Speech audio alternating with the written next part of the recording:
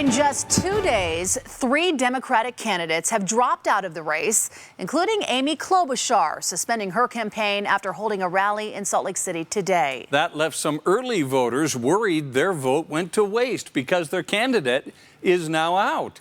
Fox 13's Elle Thomas spoke with Utah Democrats about what happens to those votes now. Elle. The field of Democratic presidential hopefuls was historically large this year, so Democratic Party here in Utah says no surprise, people have to drop out.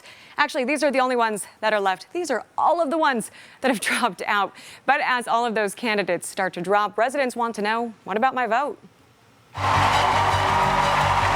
Among a historic number of Democratic presidential hopefuls, just 7 progressed on the campaign trail, looking to win over the nation and Utah before Super Tuesday. Certainly over 20% of the population has already voted in the state. But in a wave of early voting, Utahns are seeing the benefits. It's certainly increased the turnout and participation of folks. And as candidates drop out, the detriment. I think it's just kind of a gamble, I guess, in terms of, well, will my candidate still be around? 2 candidates calling it quits in 2 days. I am making the difficult decision to suspend my campaign for the presidency. Former South Bend, Indiana Mayor Pete Buttigieg. That's one thing that unites everyone, right?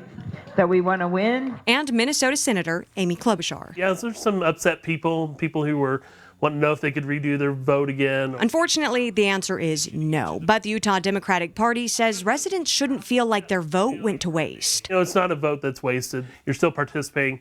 You're still part of the process. Both Buttigieg and Klobuchar have since announced their endorsement for Democratic candidate Joe Biden. The Utah Democratic Party says overall this should not dissuade anyone from early voting, and they hope everyone else will still find their way to ballot centers tomorrow. Live in studio, Elle Thomas, Fox 13 News, Utah.